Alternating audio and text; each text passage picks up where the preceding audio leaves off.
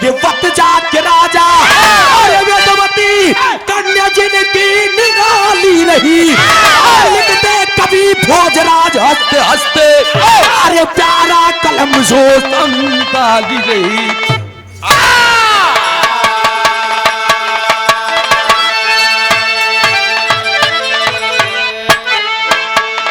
ए भैया बड़ी सुंदर विरहा आप लोगों के सुने के मिला। हीरा खीरा कश्यप जय विजय से रहे। जय विजय के बाद में हीरा खीरा कश्यप, हीरा खीरा कश्यप के बाद में रावण और कुंभकर्ण, रावण कुंभकर्ण के बाद में मामा कंस और शिशुपाल। अब तनी हमारे बात पे ध्यान दिया, बड़ी सुंदर प्रस्तुति रही। जौन विरहा हम गावे चलत है में नागिन नाग के भी आप लोगों के चर्चा मिली। और चर्चा मिली कैसे? वेदवत राजा भगवान श्री विष्णु जी के वंशज थे। उन्हीं के अगला रूप राजा चंद्रसेन की भवा कहानी बड़ी लंबी मिली दोस्त। 300 से ज्यादा रामायण लिखा गया। अब पढ़ाई वाले मनई पढ़ाई जब तक पढ़ी हुई हाल पढ़ते पढ़त उम्र बीत जाई, लेकिन बिरहा से बिरहा सटाऊ जरूरी बा। एक लाइन कव्वाली का टुकड़ा बा हमार सब आवा।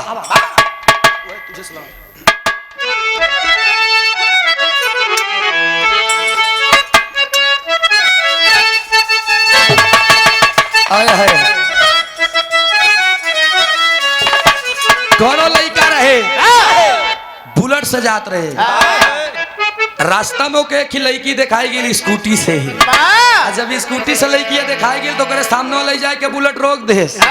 ऐसे बुलेट रोक दे तो लड़किया कहे लड़के तुमको शर्म नहीं लगती? लड़कौना का बहुत गौर से एक टक्का देखा। जब एक टक्का देखा तो लड़की वह कहे कि तुम मुझे इतना एक टक से क्यों देख रहे हो? जब ओकर नजर मिला तो ओकर नजर उ लड़की के लाकिट पे रहे। जौन लाकिट पहने रही वही लाकिट पे रहा है। तो लड़कीवा अपन तो प्लेस खूब बढ़िया की कहूँ बदतमीजी करे कोनो मतलब नहीं। वो निगाह गलत है। हाँ इसका इधर क्या करता है? अरे वो लड़का, हाँ वो लड़का के निगाह गलत बा। अच्छा वो लड़की सोचत बा, सोचत सोचत खूब संभाल ले तो वो कहा लड़के तुम हमारे शरीर में हमारे बदन में क्या देख रहे थे? पढ़े लिखे नहीं हो, तुम्हारे बुद्धि नहीं है, तुम बदतमीज हो। लड़कवा कहा बटे कि ना ना ऐसी बात नहीं है। बार और फेरे 2-3 बार कहा है कि ये बताओ ये जो तुमने लॉकेट में हवाई जहाज बनवाया है, ये जो हवाई जहाज बनवाया है बहुत खूबसूरत है। कहने मतलब कहने मैंने हवाई जहाज तो बहुत देखा है, मैंने हवाई जहाज बहुत देखा है, लेकिन ऐसा हवाई अड्डा नहीं देखा साला जहाँ ये रुका है। लड़की कहा कि बदतमीज कहीं के तुम मुझसे कहना क्या चाहते हो? कहने बस बस हम तो आपसे प्यार हो गया। लड़कियां कहा सूरत देखे हो तुम, हमसे प्यार करते हो? सुनो मैं तुमसे बता रही हूँ। क्या बताओ लड़की?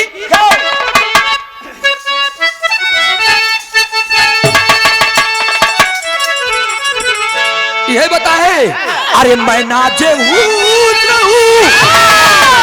अरे मैं नाजे तू मेरा ये तराम करो। अरे जवानी नाम है मेरा मुझे सलाम करो, जवानी नाम है मेरा मुझे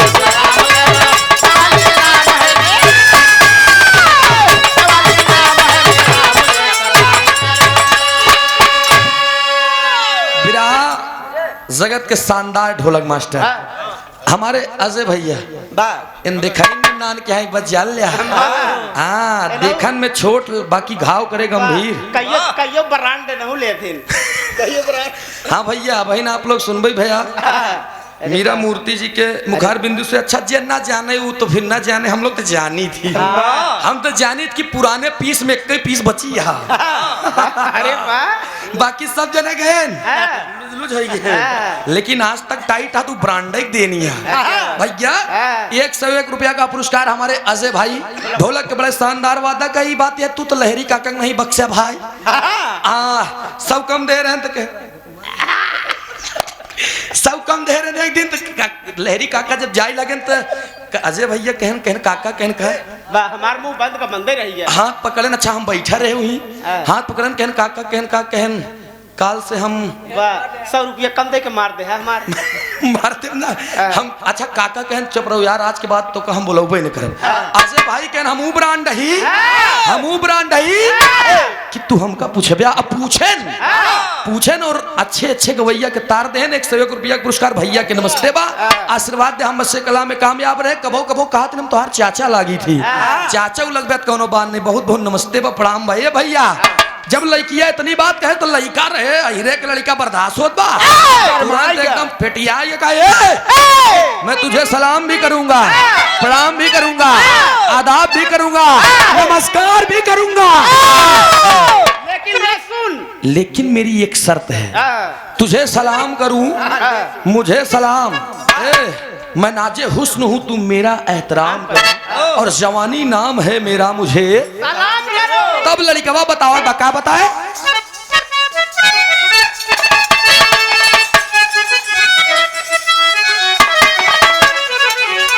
अरे तुझे सलाम करूं तो तुम मेरा भी एक काम करो, अपनी मस्त जवानी हमारे नाम करो, अपनी मस्त जवानी हमारे नाम करो।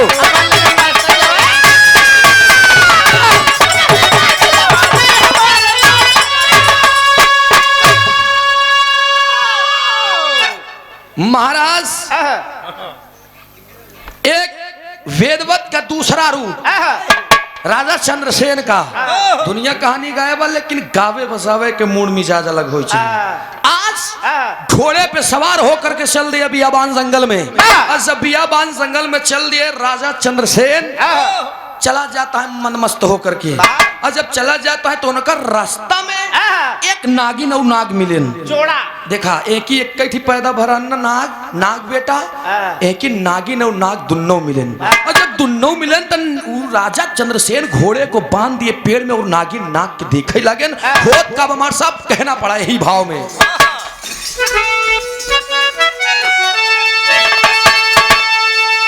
अरे महल में बैठ के अरे मन में विचार किए, जंगल की राह तक चंद्रसेन जी सिधार दिए, जंगल की राह तक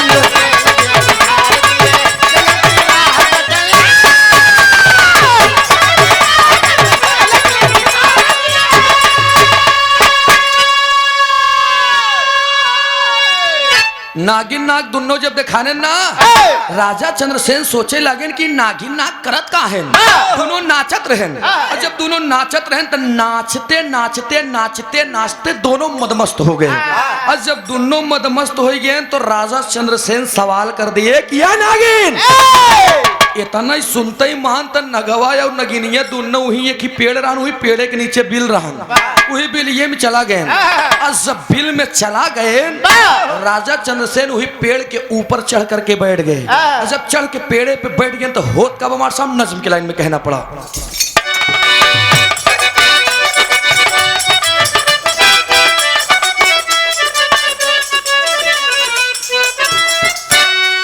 वेदवत रूप वेदवत का रूप चंद्रसेन राजा रहते थे, वेदवत का रूप चंद्रसेन राजा रहते थे, दुख गरीबों का सदियों वो हरते थे,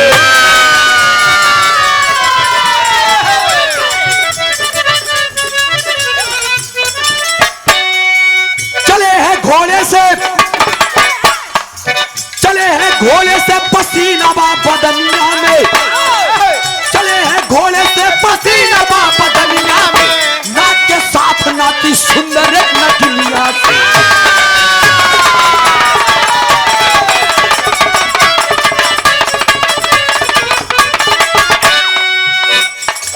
देख के अचरज अरे देख के अचरज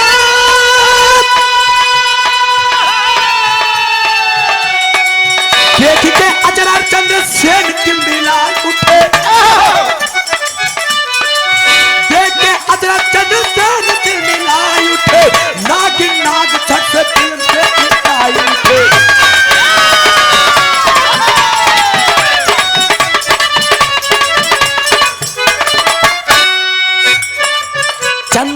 चंद्रसेन बोले सुंदर एक बयानवा हो, चंद्रसेन बोले सुंदर एक बयानवा हो, चंद्रसेन बोले सुंदर एक बयानवा हो, चंद्रसेन बोले सुंदर एक बयानवा हो, चलो महल में तुमको मिले तो न धनवा हो।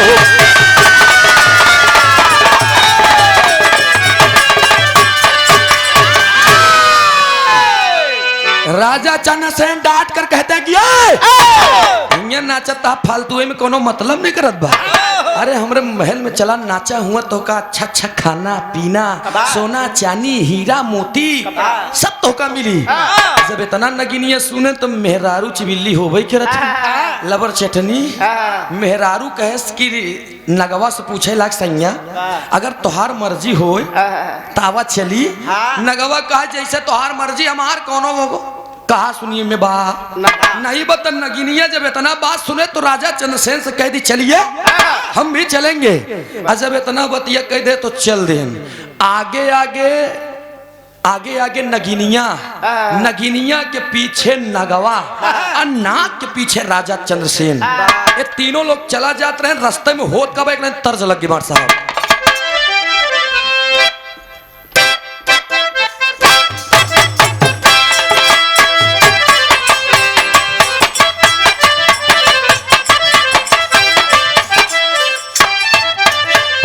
और हमारे बीच में कतरौली के प्रधान आदि आप सम्मानित श्री अनुज प्रधान जी बहुत शानदार बिरहा भरान आपके दुआरे मैटर खड़ा हो यहाँ सवेरे सवेरे की। लेकिन आप जैसा प्रधान फिर से हो पाना बहुत मुश्किल है दोस्त। इतने शालीन भाव और इतने मृदुभाषी हैं आप तो भाई दुनिया आपके जय जयकार कर। बहुत बहुत नमस्ते करता हूँ प्रणाम करता हूँ। नाम प्यारा होता है। एक बात जान लिया नाम तो मर सकता है लेकिन काम नहीं मर सकता। भैया मर करके भी किरदार मर सकता नहीं। मर करके भी किरदार मर सकता नहीं। और फन अगर जिंदा है तो फनकार मर सकता नहीं।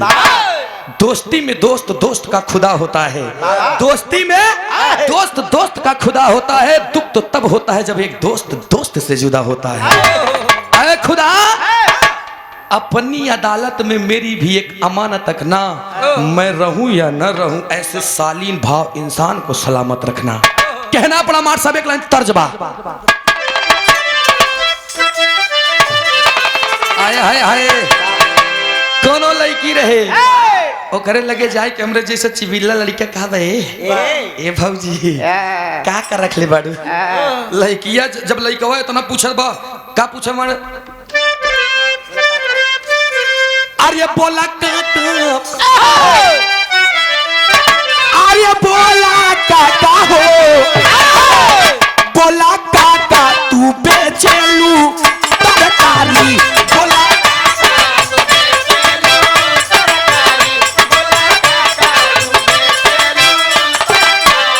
ई दुकनिया लागत बाटे सरकारी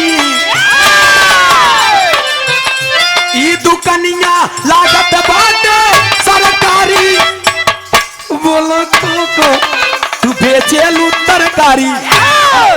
ए भैया लेकिन लड़कवा रहन चिबिल्ला का लेला लेला हमार लेला दे दा अपन दे दा। आलू है लौकी है कोहड़ा है टमाटर है बैगन है भिंडी है मिर्ची है करेली है सब रखिए। ये भैया तो लड़कवा बताओ बका कहना साहब। अरे लेला टमाटर ललकाबा लेला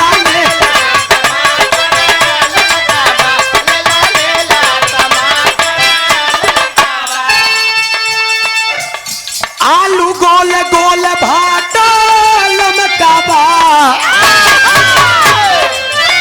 आलू गोल गोल भाटा लमकाबा लेला टमाटर ललकाबा।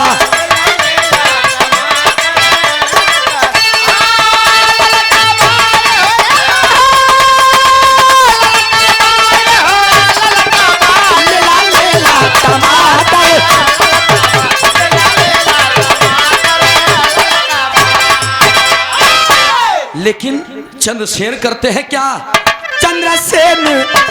चंद्रसेन जी बनावा घूम गए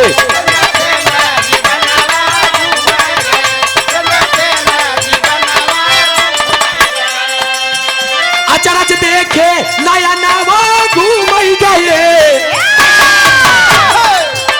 अचरज देखे नया नवा घूम गए, चंद्रसेन जी बनवा घूम गए।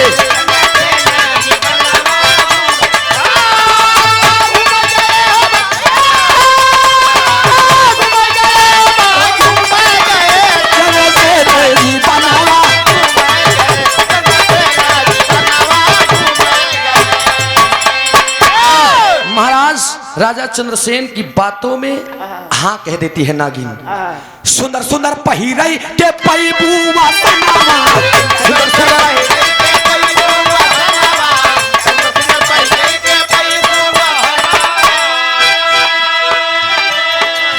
छप्पर प्रकार के मिली है भोजनावा,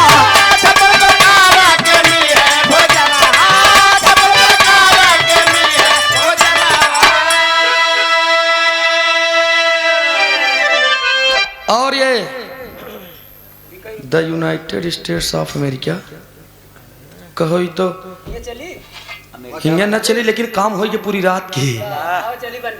ये हमारे हृदय के गार्जियन चाचा जी अमेरिका से के झूठे कलर कराए हैं कि अमेरिका काटे। अरे यार एक पहले देखा तू का जन भैया पढ़ा लिखा कब हम उठे था।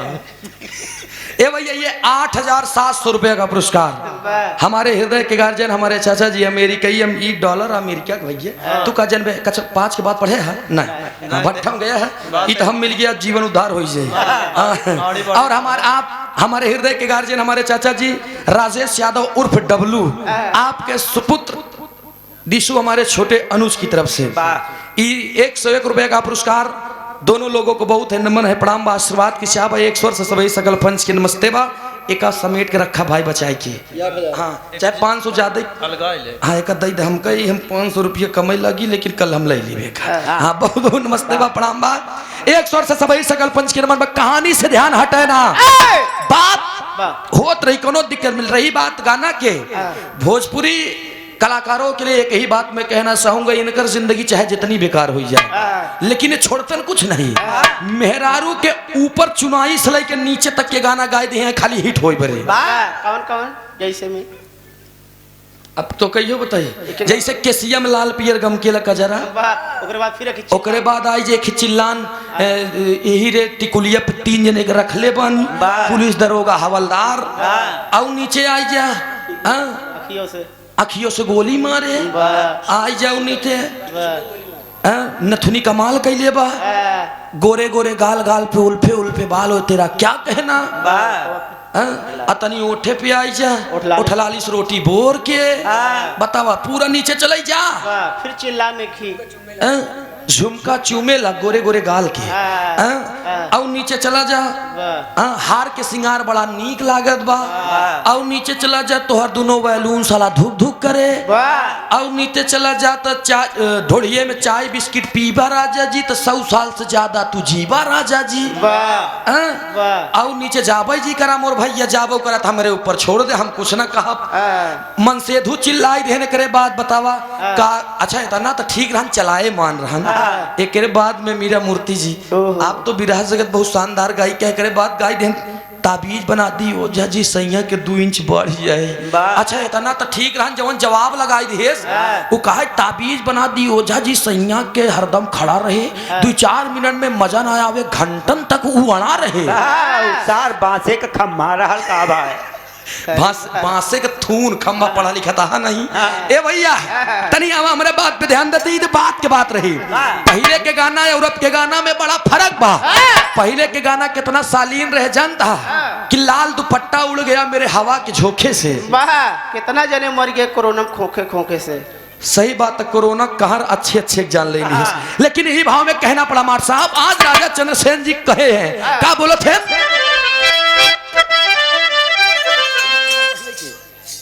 अंतरा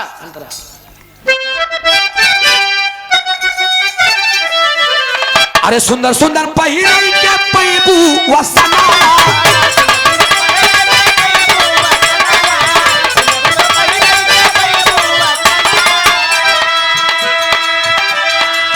छप्पर प्रकार के मिली है भोजनावा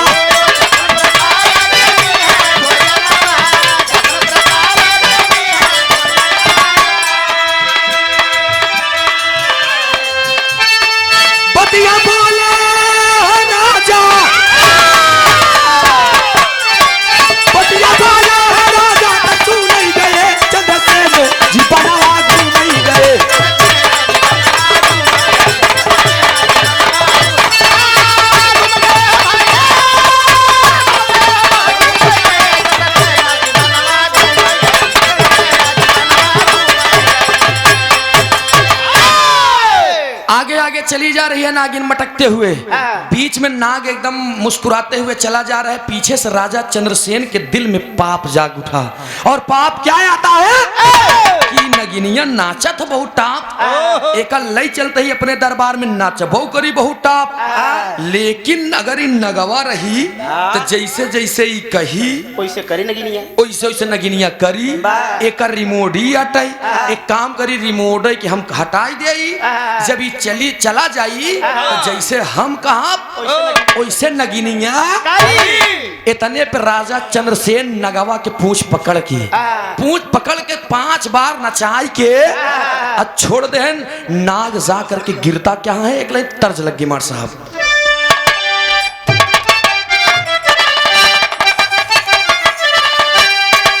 आली जनाब श्री जुगनू हैदर अली उस्ताद गावत रहे, आज इस दुनिया में नहीं है, लेकिन अल्लाह ताला से निवेदन बा प्रभु हमारे गुरुजी आली जनाब श्री जुगनू हैदर अली उस्ताद को जन्नतुल में आला मकाम अता करे। लेकिन ध्यान दिया दोस्त, उस्ताद गावत रहनी पुरान चीज है, पुरान चीज में बड़ा दम होता है। जैसे पुरान चाउर, पुरान गुड़, पुरान दाल, पुरान दारू, वैसे पुरान मेहरारू। नहीं सही बात यह, पहले के काकी दाई माई हरन जवन चीज कई देत रहीन, चना बिर्रा के रोटी रहत रही, खात रहीन, बनावत रहीन, काका हरन के देत रहीन। तब पहले के दाई माई हरन है पूरा सिंदूर लगावे मांग भर के, यहाँ से लगावे पूरा पीछे तक सिंदूर, और दूरिन से जनाई जाए कि आज काकी की शादी हुई, काकी जनाती है चमकत यहाँ मोट के एकदम। जब मोट के सिंदूर लगावे तो काका दादा हरन मोट 100-150 साल जीता रहे। वैसे मोट दिमाग कहो तो 10-15 लड़कियां पैदा करें, तो इसे उनसी लोग से ज्यादा तो तू ही मोट दिमाग की है ए भैया। लेकिन जमाना बदल गया, पहले के दाई माई जब पूरा मांग भर के सिंदूर लगावे तो दादा ने 100-150 साल जिए। आजकल के बेटी नहीं देख ला, इसे उठा के तनिक टीक ले दिया है, जौने जल्दी मर जाए दूसर ब्याह करी। और तोहर वाली कितना लगावा था हमको नहीं मालूम। ए भैया ठिठवन के दिन रहे, दीपावली के बाद जौन आवत है एकादशी, ओकरे पहले लोग दलिदर खेद थी ना, सूप बजाए उ मेहरारू बेचारी नवा गौना भरा नहीं, एक लाठा के गन्ना लाई के चूहत चली जात रही। और जब चूहत चली जात रही तो उतनी समय 90 साल के बुढ़ऊ दादा आँखी खुलाए रहे। और जब आँखी खुलाए रहे, काला काला चश्मा लगा कादर खान के नहीं बैठा रहा है। जब दुल्हनिया लगे पहुंची ना, तो दुल्हनिया जब चूहत जात रही तो काका उठाए तनिक चश्मा, तनिक उठाए तो काका कहता है रे बाप तय अकेले हुलत रे, तो ना देवर भाई घर में पड़ा है तय अकेले हुलत रे। दुल्हनिया कहा ए बाबू ए तो का देखा था का बुढ़ाऊ का ना ये बाप अपने जवानी में बिन खोदाई नारा डाक जा रहे। जब इतना कहे तो बाबू कहे सुना आहू हमार पतो है, जैसे हम कहा तो वैसे करा, का करे मेरे बताए।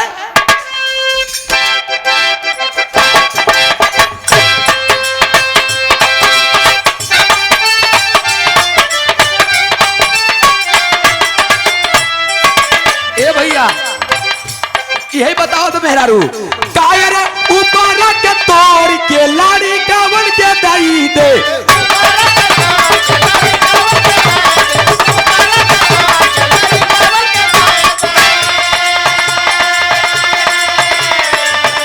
अरे ऊपर के तोड़ के लाड़ी कावन के दई दे, बिचावा के लाऊरा देवारा नीचे के परूरा एक लही।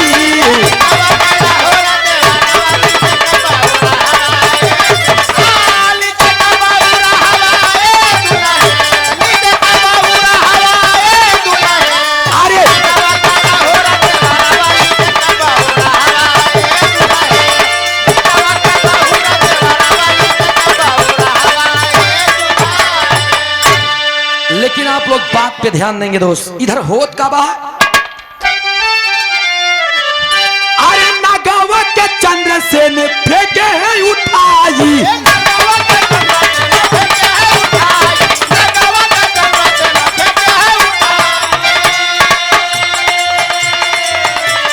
नागावा के चंद्रसेन फेंके है उठाई, बात बदया सुनाया नवा कहा गईले नवा ए पंचो।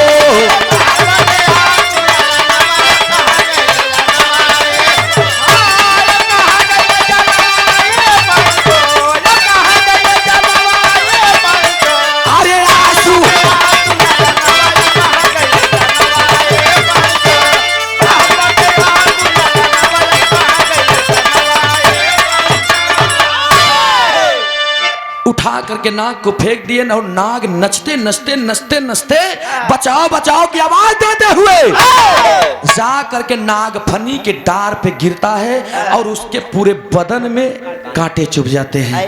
जब पूरे बदन में कांटे चुभ जाते हैं तब नागिन हुंकारी भरावत बाकी सैया आनंद आई ना करेजा मजा आई ना। अब जब नाग होए पीछे तब तो हाँ हाँ करे।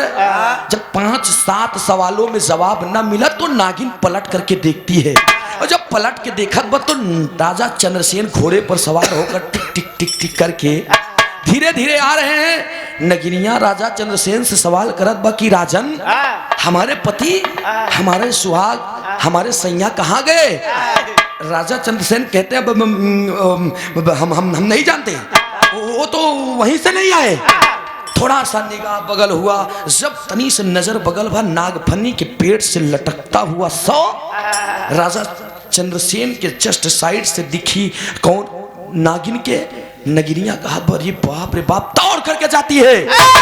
दौड़ करके जा करके राजा अपने सैया अपने नाग के सिर को उठाती है। नाग बिलक करके तड़प करके रोते रोते एक भी शब्द ना बोल सका और वहीं पर तुरंत प्राण को त्याग दिया। टेरी की लाइन में कहना पड़ा मार साहब,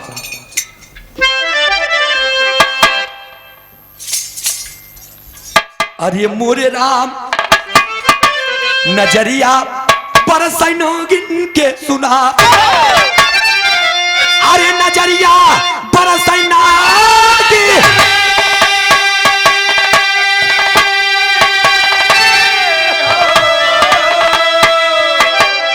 ओ नजरिया बरसै नागिन के सुना, नगवा तड़प के मरिया नागफनी के डरिया, नगवा तड़प के मरिया नागफनी के डरिया, नजरिया बरसे नागिन के सुनो। नागिन लेकर के अपने पति के चेहरे को रो रही है कि सैया आज हमारी लालच, आज मैंने लालच न किया होता तो शायद ऐसा दिन नहीं देखने को मिलता। मेरे लालच ने आज मुझे भरी जवानी में विधवा बना दी। सोच करके तब तक राजा चंद्रसेन जैसे नागिन को हाथ लगाते हैं कि जो होना था सो हो गया, आओ चले। जब इतना बतिया सुने ना डांट करके नागिन कहती है मेरे पति को मारने वाले पापी तुम हो। एक बात बताओ, क्या बात बताए? तरस की लाइन बा। और ये यदकुल शिवमणि यदकुल नंदन श्री अवधेश यादव जी शिववाड़ी की धरती से हमारे बड़े अजीज मित्र हैं, रिश्तेदार हुआ। 101 रुपया पुरस्कार नमस्ते प्रणाम बा। और ये सचिन भैया आदरणीय आप समानी से हमारे मामा जी श्री धर्मेंद्र यादव जी मऊआई में वार्ड नंबर 37 से जिला पंचायत के सदस्य हैं। आप इस बार विजय के तिलक लग जाए बस। दुखिया हो या गरीब तू सबके साथ में चल, सफलता तेरी कदम चूमेगी आज नहीं तो कल। इतनी बात पे हमरे ध्यान दिया भैया। इधर नगिनिया रो करके राजा चंद्रसेन को श्राप देती है। एक बात बताओ, क्या बताए?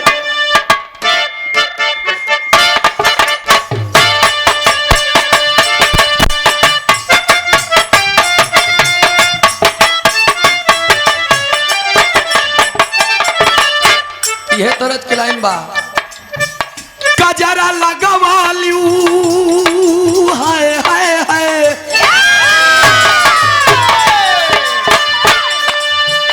कजरा लगवा लियू विधिया सजल सैया बिन नथुनिया के दारी राजा बिन नथुनिया,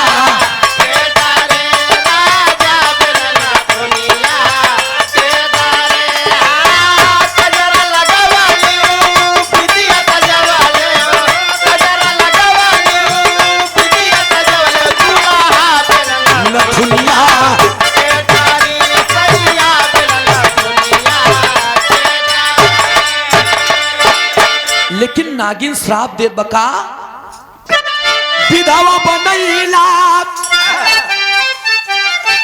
जीवन न सैला,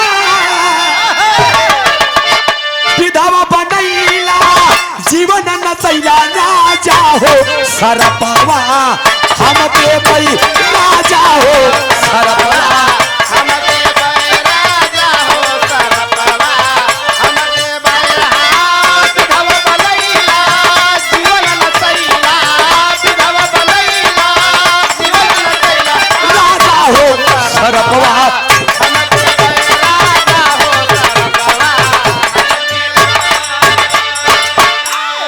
राजा हो श्रपवा हम दे भाई। क्या श्राप देती है नागिन? जैसे जदाई बटे नगवा के तनावा, यही दशा होई तो रहो राजनवा, यही दशा होई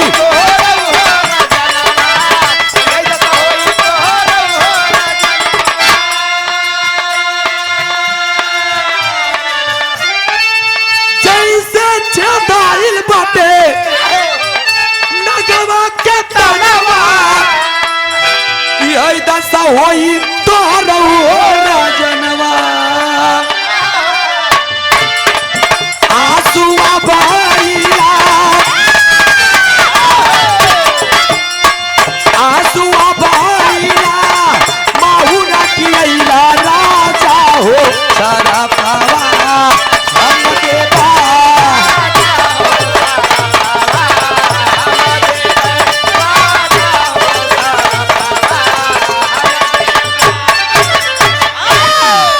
और ये बड़ा ही शानदार पुरस्कार हमारे हृदय के गार्जियन हमारे चाचा जी श्री राजेश यादव उर्फ डब्लू और अंबिका प्रसाद यादव हमारे चाचा जी 201 रुपया का पुरस्कार इस भाव पर प्रसन्न होकर बहुत बहुत नमस्ते बा प्रणाम बा आशीर्वाद की चाबा।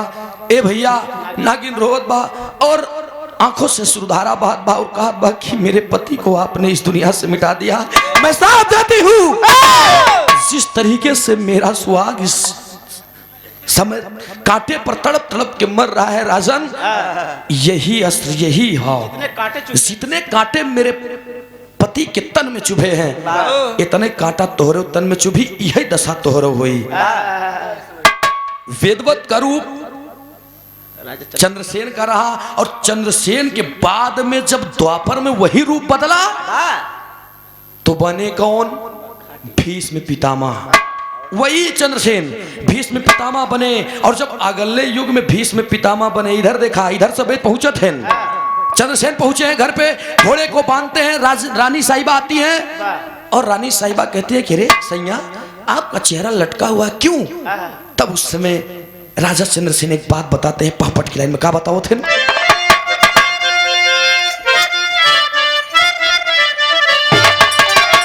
नाग के मारा हम पर नवा बनवा पीछे में, अरे नाग के मारा हम पर नवा बनवा पीछे में, अब तो है बताई रानी हो दस्तनवा बनवा पीछे में।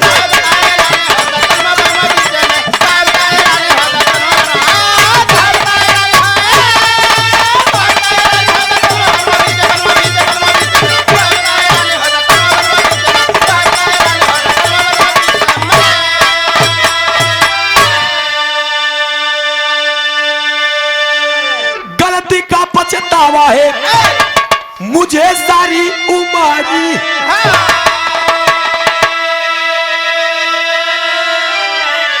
दिहले नागिन साहब हमारी गुजारी।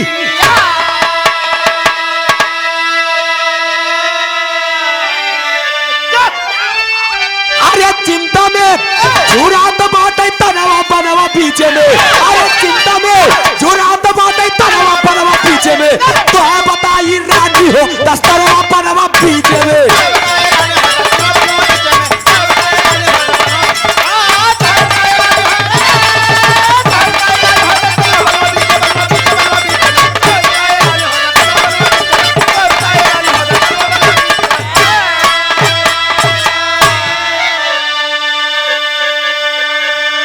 रानी साहिबा सजा करके चंद्रसेन बताते हैं मुझसे बहुत बड़ी गलती हो गई है, मैंने जंगल के बीच में एक नागिन और नाग के जोड़े को बिगाड़ दिया। कहन क्या हुआ? कहन मैंने एक नाग को अपने हाथों से उठाकर फेंक दिया, नागफनी के डार पे गिरा और नाग के तन में इतने कांटे चुभे, लहू लुहान होकर के प्राण को छोड़ दिया और नागिन मुझे श्राप दी है कि यही दशा हुई। कब? कहन अगले जन्म में। इतना कह करके कोप भवन में जा करके लेट जाते हैं, दाना खाना पानी दवाई थर्मल, अब कुछ शरीर में लागत नहीं बा, एकदम लेट गए हैं। जब लेट गए हैं तमाम पूरे दुनिया में धीरे धीरे धीरे धीरे बुखार हुआ, तबीयत खराब हुई, पूरे दुनिया में ले जा करके इलाज करवाए लेकिन आराम ना हुआ। जब आराम ना हुआ तो आल्हा की लाइन में बताओ गिलमार साहब,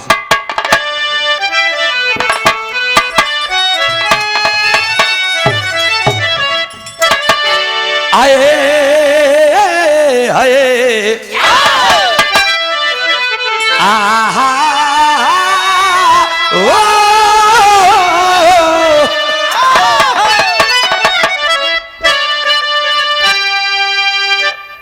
पूरे दुनिया में भइले राजा के इलाजवा बाबू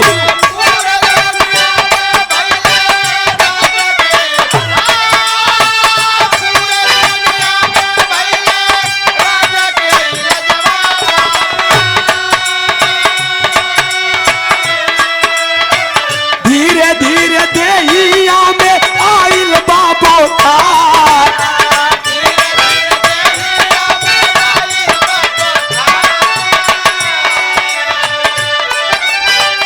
एक भी दवाई नहीं काम कर पाते बच्चों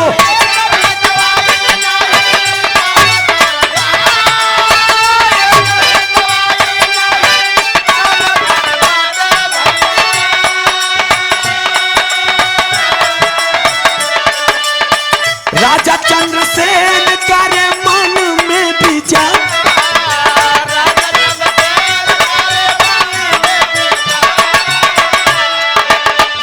एक दिन हो गईले राजा के मदनवा बाबू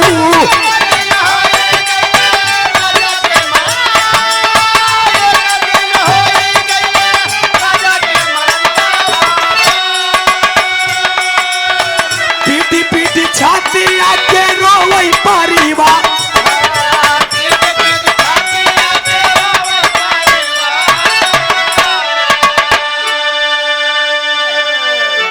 ए भैया बड़ा ही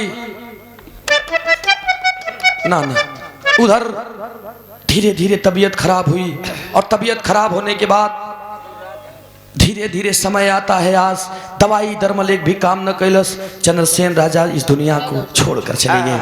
अगला जन्म भीष्म पितामह का होता है जब बाणों के सरसैया पर लेटे हुए थे भीष्म पितामह जितना नागफनी के काटा नाग के शरीर में चुभा रहन उतना बाण भीष्म पितामह के शरीर में चुभा रहन।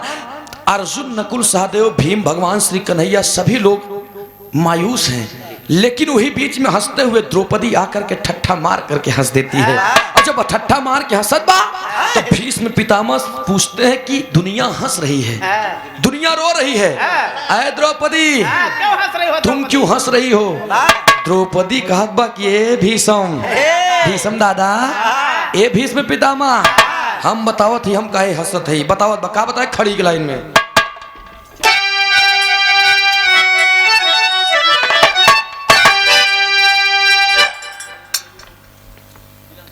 ए भैया द्रौपदी ठट्ठा मार के हंस करके बतावत बका बताए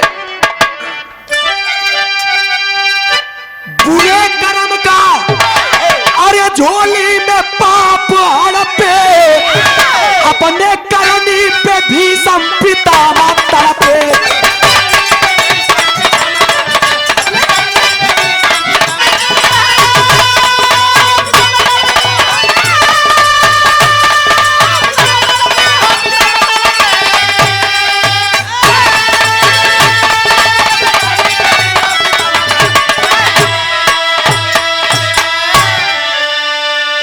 भेद में भेद नहीं भेद है विद्वानों में ये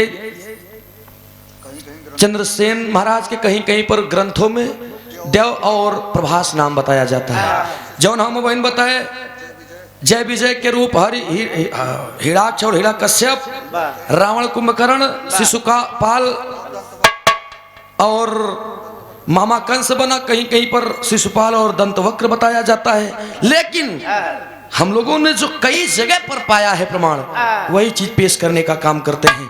भीष्म पितामह रोने लगे कि अरे बाप रे बाप आखिर एक नारी होकर के रो रही हो और मेरे पुनर्जन्म का कारण बता रही हो। तब द्रौपदी कहा कि आप याद करिए बाबा उ नागिन नाग के जब जोड़ा तू फोड़े रहे तो नगवा के हुआ नहीं रहे नगवा यही अर्जुन रहे और नगिनिया के हुआ नहीं रहे नगिनिया हम रहे श्राप के वो नहीं दे रहा हम दे रहे जितना नागफनी के काटा नाग के पूरे शरीर में चुभा रहा उतना ही बाण पे तू लेटा यहाँ का गिन लिया बाप रे बाप। तब एक भीष्म पितामह को इच्छा मृत्यु प्राप्त हुई थी, आशीर्वाद। सारा महाभारत देखने के बाद तब उन्होंने कहा कि प्रभु मुझे अपने चरण में शरण दीजिए। तब जाकर के भीष्म पितामह गए, छाप में कहना पड़ा मार साहब। स्वामी गीतानंद संत भय, अरे भुल्लुर तजे कोता,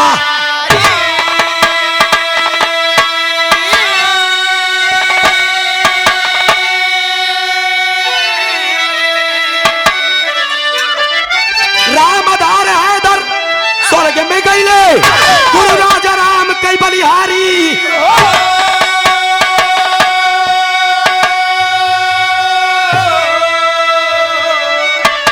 नजरिया बरसै नागिन के सुना, अरे नजरिया बरसै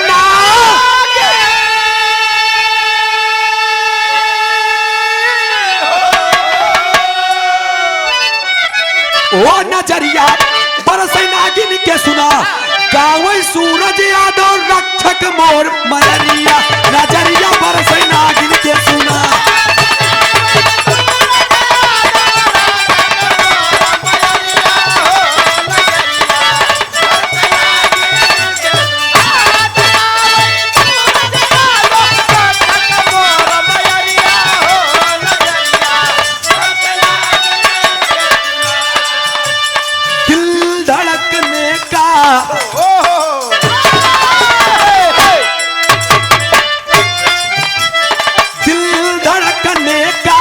बहाना ढूंढता है,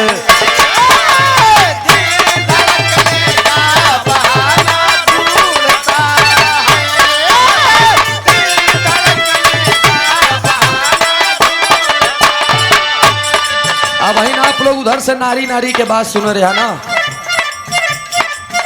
मर्द नारी के दर्द को समझता, मर्द चाह कर नारी को अब खुद आपस में बनाए।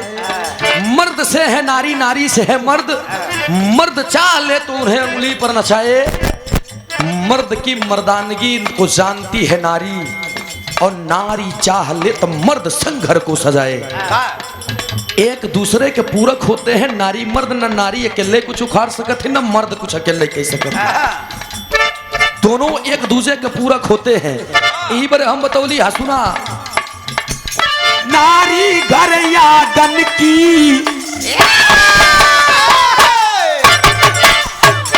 देखा कई नारी का प्रारूप देते ही हम। नारी घर यागन की सफाई चाहती है,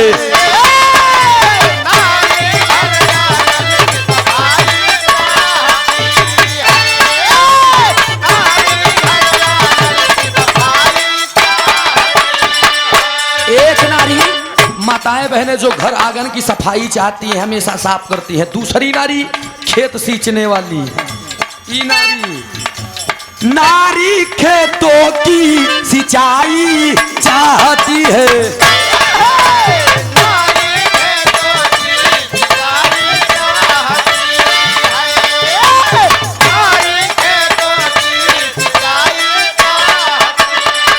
नारी घर आंगन की सफाई चाहती है, नारी खेतों की सिंचाई चाहती है। और नारी हो दुर्बल, नारी हो दुर्बल दवाई चाहती है। जो नारी दुर्बल हो वो दवाई चाहता, लेकिन नारी हो उल्टा, नारी हो उल्टा कुटाई चाहती है। नारी हो उल्टा कुटाई चाहती है, नारी हो उल्टा कुटाई चाहती है, नारी हो उल्टा। देखा, एक नारी घर आंगन की सफाई चाहती है, दूसरी नारी खेतों की सिंचाई चाहती है। यो यो नाली हो दुर्बल, जब नारी दुर्बल हो तो का दवाई दे दे बेचारी के, कुछ खाए चवन प्रास उरास दे दे, मोटा उठा जा। नारी हो दुर्बल तो दवाई चाहती है, और नारी हो उल्टा तो फिर ई जान ले बचाऊ करा इनका तभी सुधरी ही भैया। नारी हो दुर्बल तो दवाई चाहती हो, नारी हो उल्टा तो कुटाई चाहती है। इतना हमसे क्यों गाय तो हम उनका जवाब दिया, बाल नहीं है तो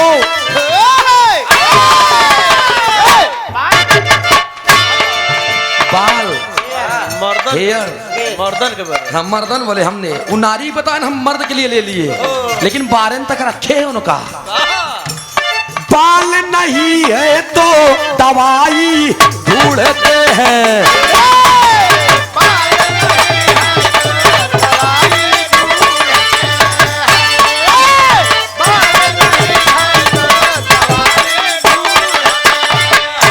जे करे मुड़े में बार नहीं बहु 10,000 5,000 दे तो भैया कोनो दवाई बताई दे हमरे मुड़े में बार आई जाए। और जे करे मुड़े में दवाई लेने के बाद बार आई जाता, बाल नहीं है तो दवाई ढूंढते हैं, और बाल आ जाए तो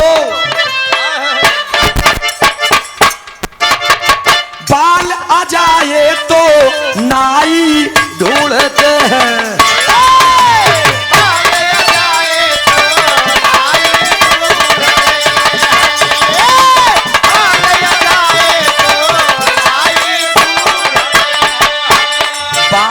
है तो दवाई ढूंढते हैं, बाल आ जाए तो नाई ढूंढते हैं, और बाल पक गया तो बाल अगर पक गया, बाल पक गया तो नाई ढूंढते हैं, बाल पक गया तो डाई ढूंढते हैं, बाल काला करके